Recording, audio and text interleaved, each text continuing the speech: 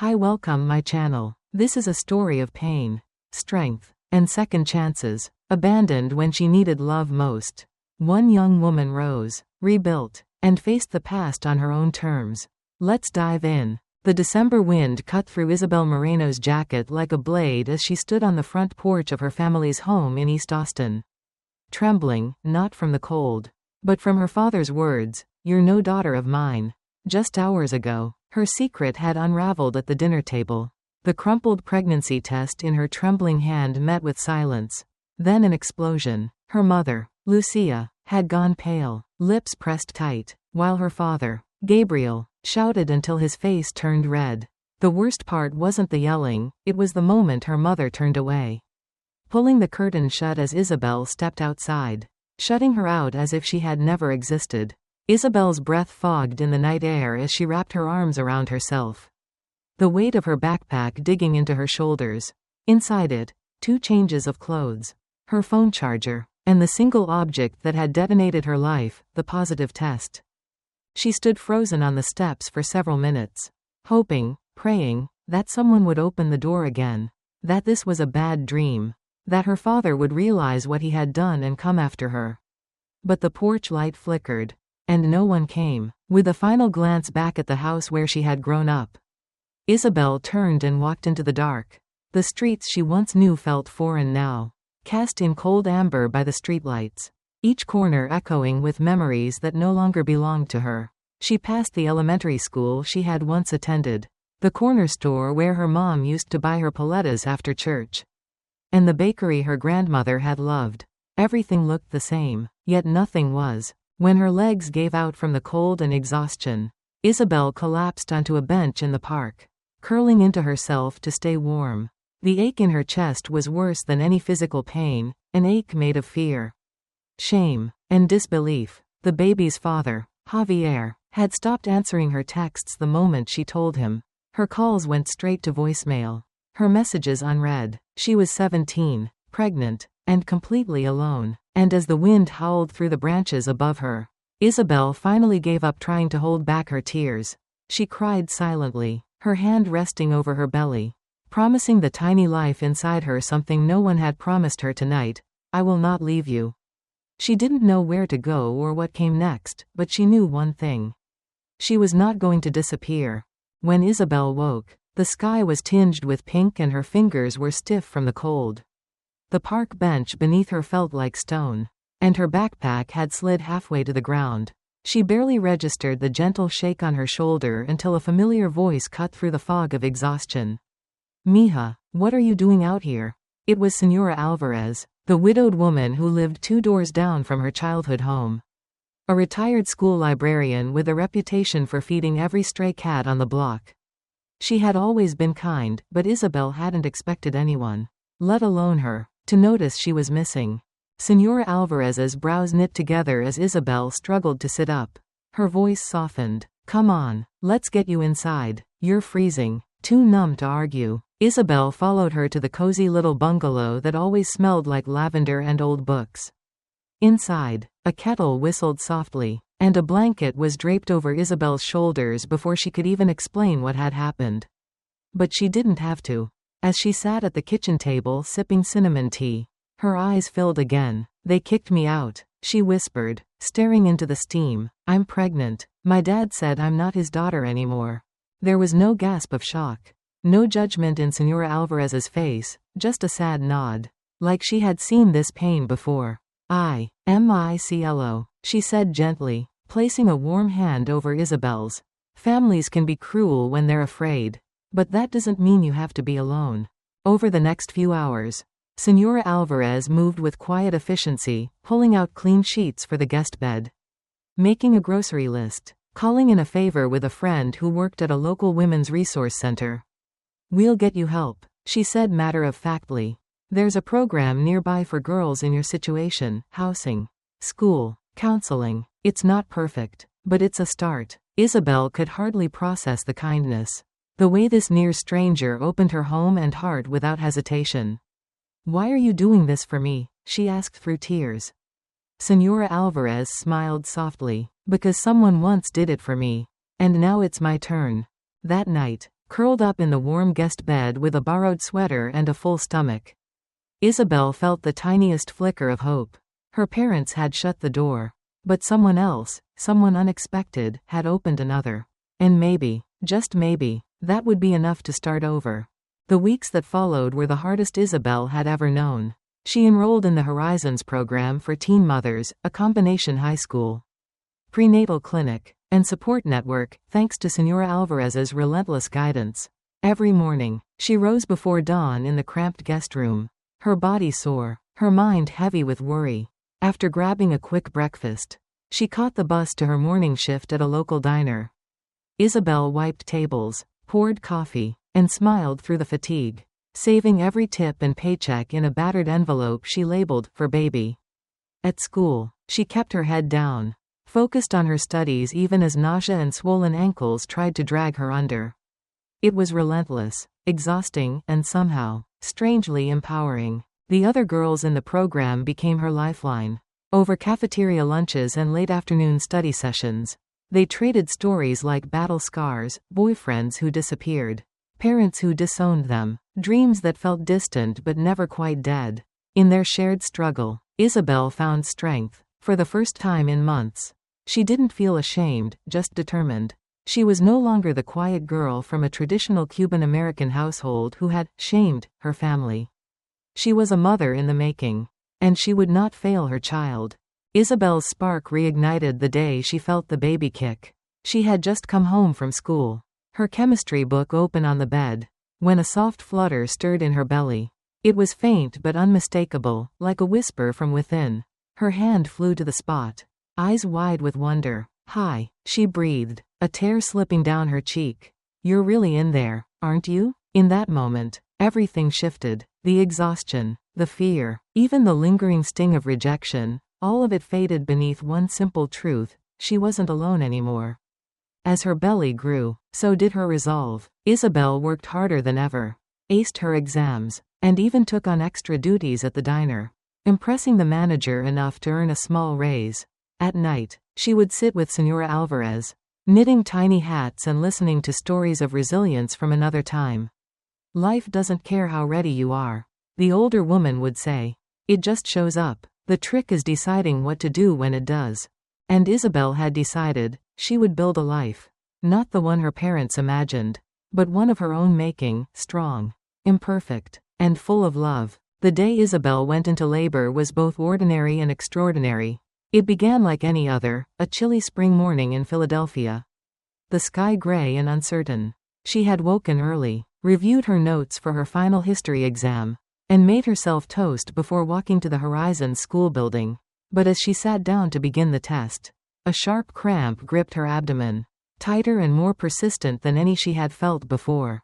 She tried to focus, to finish at least a few pages, but the contractions came steadily, forcing her to grip the edge of the desk and breathe through the pain. When the teacher noticed the sheen of sweat on her brow, she gently placed a hand on Isabel's shoulder and asked if she needed help. Isabel nodded, breathless, and within minutes, an ambulance was called. The next 12 hours passed in a blur of pain, fear, and fierce determination. Isabel clung to the memory of every moment she had survived to reach this one. The cold night on the porch, the loneliness, the endless shifts at the diner, the hours spent studying while her back ached and her legs swelled. All of it had led her here, to a sterile hospital room. Her hand gripping Senora Alvarez's for dear life, her body pushing through pain she didn't know was possible. And then, at 4:17 a.m., the room was filled with a new sound, the sharp, perfect cry of a newborn. Her daughter was small but strong, with a shock of dark hair and a wrinkled brow that reminded Isabel of her father, not in anger, but in strength. They placed her on Isabel's chest, and the world shifted again.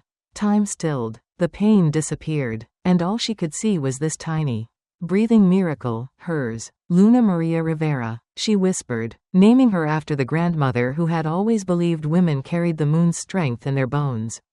"You're everything," Senora Alvarez cried beside her, gently adjusting the baby's blanket. "She's beautiful. M.I. Amor. You did this." No family came to visit. There were no balloons, no phone calls, no proud parents gazing through the nursery window. But Isabel didn't need them, not anymore. She had Luna, and Luna had her. That was enough. 2 weeks later, Isabel returned to school, Luna strapped against her chest in a soft gray carrier as she walked across the stage to receive her diploma. Her classmates from Horizons roared with applause, many of them crying as they cheered. There was no one in the audience bearing her last name.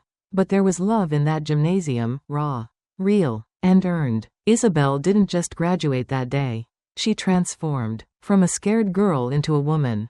From someone abandoned into someone whole. From daughter to mother. And as she kissed her baby's head beneath the white tassel of her graduation cap, she knew this wasn't an end, it was only the beginning.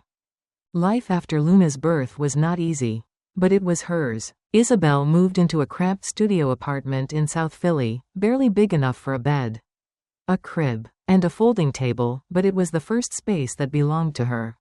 Each night, the sounds of city traffic blended with Luna's soft breathing, and Isabel would lie awake, equal parts exhausted and grateful. Every dollar from her waitress job at El Sol Diner went toward rent, formula, diapers, and the slowly growing savings account labeled Luna's future. Senora Alvarez, true to her word, remained by her side, helping with child care and teaching Isabel how to navigate motherhood with patience and love. Mornings began before the sun. Isabel would feed Luna, walk her to the daycare down the block, run by a retired teacher who had a soft spot for young moms, and then hustle to the diner for the breakfast rush. After work, she'd pick Luna up, cook simple meals, and study late into the night by the dim light of a borrowed desk lamp.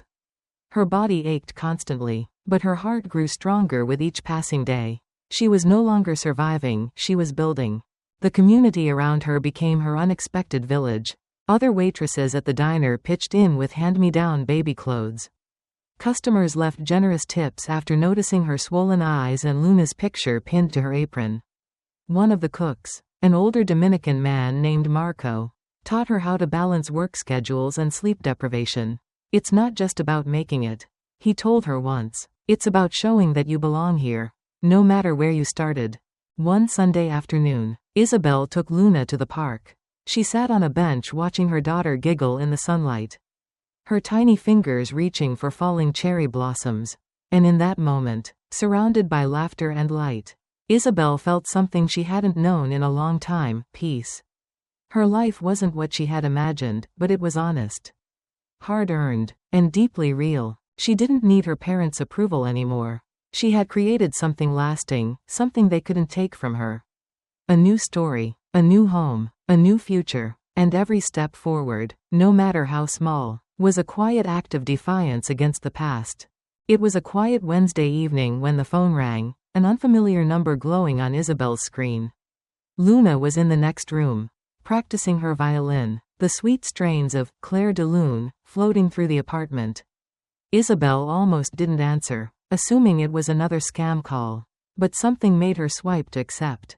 Isabel? The voice on the other end was older, shakier than she remembered, but unmistakably her mother's. Isabel's heart thudded in her chest. 15 years had passed since she'd last heard that voice, the same one that had told her to leave on that freezing night with nothing but a backpack and a positive pregnancy test. There was a long silence before her mother spoke again. Your father, he's dying. Cancer. The doctors say he doesn't have much time. He wants to see you. And your daughter. Isabel's fingers tightened around the phone. Her first instinct was to hang up. But she didn't. She looked toward Luna's room, where the music had paused.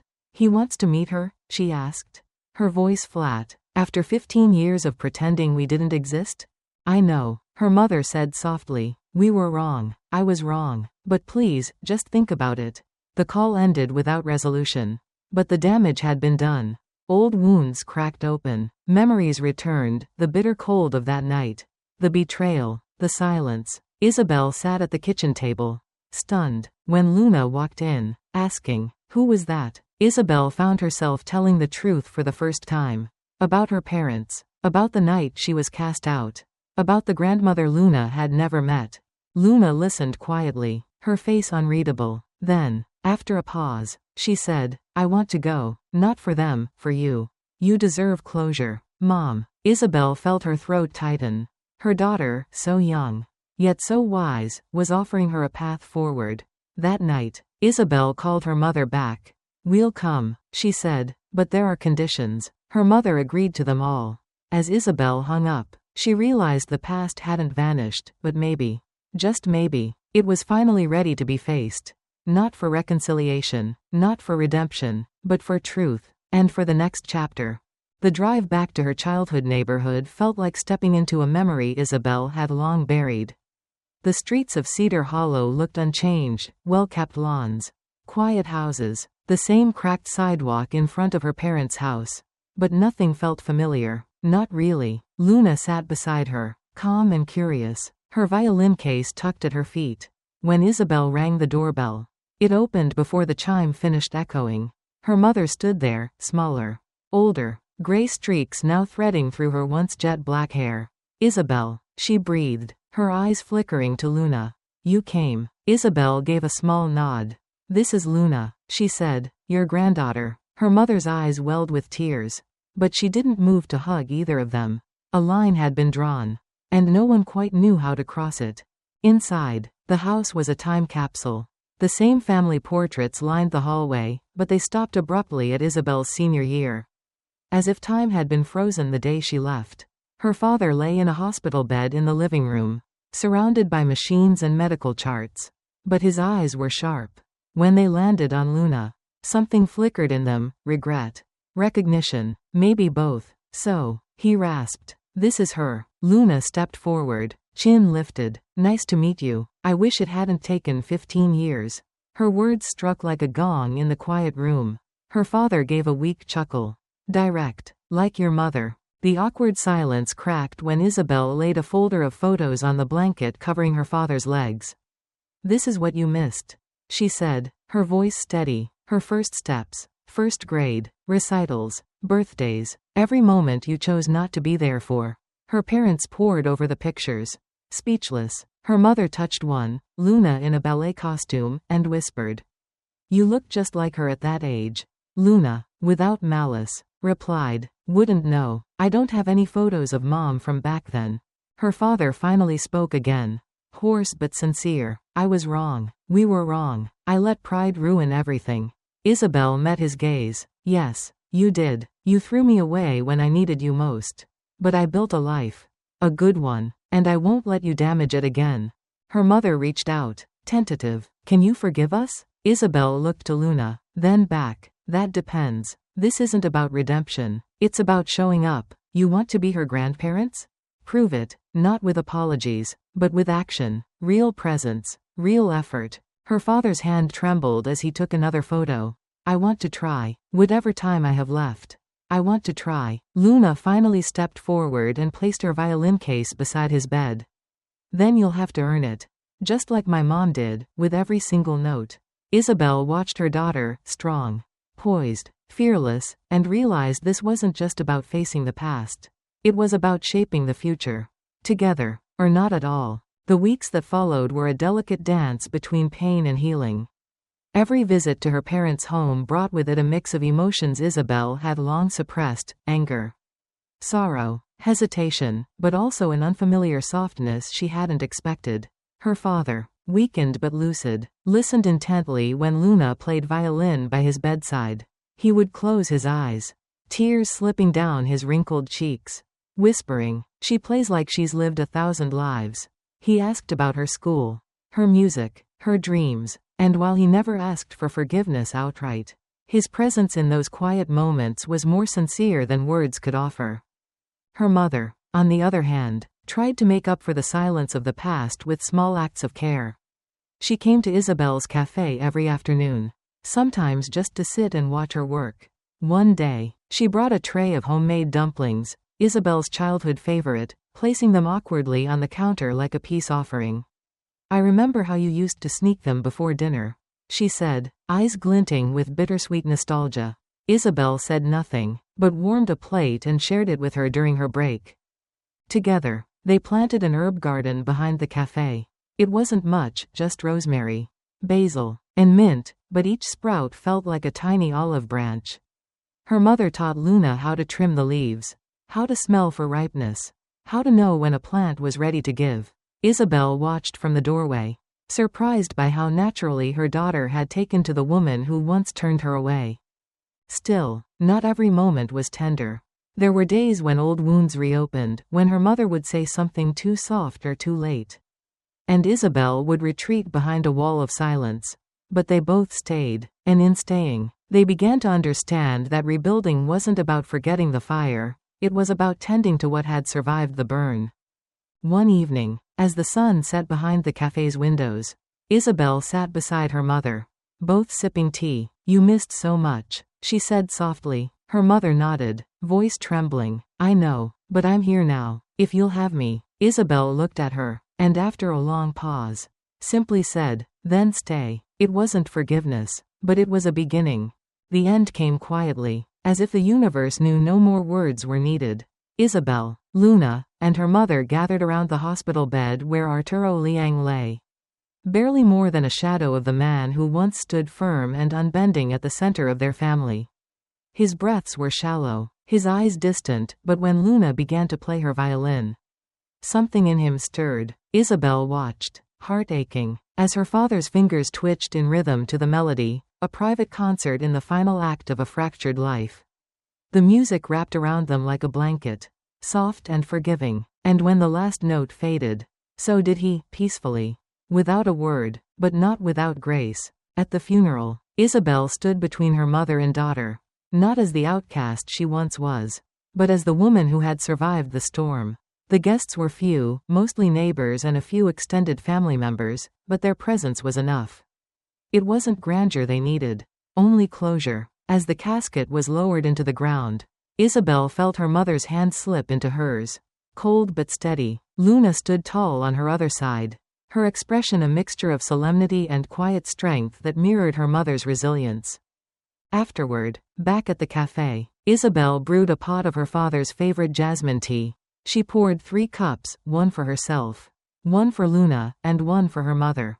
They sipped in silence for a while, each lost in thought. "He wasn't perfect," Isabel said at last, "but he tried." In the end, her mother nodded. "We all did," she replied, voice thick with emotion. In that moment, Isabel realized that forgiveness wasn't a destination, it was a series of choices, made one quiet day at a time.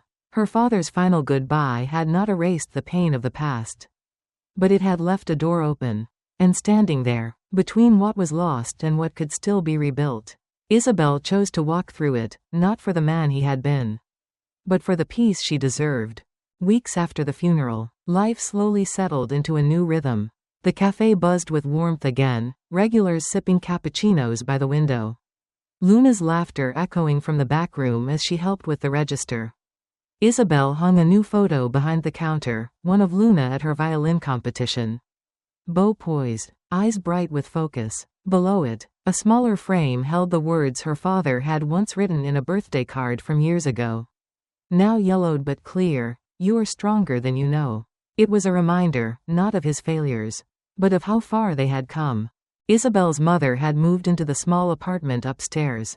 Though the space was cramped, it was filled with the quiet sound of healing, gardening tips exchanged over breakfast, stories told across steaming mugs of tea. The simple magic of 3 generations sharing a home built not on tradition, but on growth. Her mother took to her grandmotherly role with a humble kind of joy. Knitting scarves for Luna's orchestra friends. Teaching her how to care for a stubborn basil plant in the cafe's window box. They were small things, but to Isabel, they were everything. At night, after closing the cafe, Isabel would often sit at the worn wooden table in the kitchen and journal, a habit she'd picked up during those early, lonely months as a teen mother. But now, the pages weren't filled with worry or heartache. They held dreams, new recipes to try, plans to expand the cafe into a community space for single mothers. Sketches Luna had drawn in the margins. The future, once something she had braced against, now opened up like a sunrise. One evening, Luna placed her violin case down beside her and said, "We should write a book someday, about all of this." Isabel smiled, brushing a curl from her daughter's forehead. "Maybe we will," she said, "but for now, let's just keep writing it, one day at a time." And so they did. Not a perfect story, but a true one, a story of falling apart, starting over, and choosing to love again, even when it hurt. A story that began with rejection, but grew into resilience. A story they were still writing, together. The story of Isabel teaches us that strength is not found in never falling, but in rising. Even when the world turns its back on you. Through heartbreak, rejection, and years of silence, she chose perseverance over bitterness, love over resentment. Her journey reminds us that family can fail us, but we can still build something beautiful from the ruins. Forgiveness doesn't erase the past, but it can help shape a better future. In the end, Isabel's greatest victory wasn't just survival, it was reclaiming her story. Raising her daughter with love, and proving that healing is always possible, even after the deepest wounds.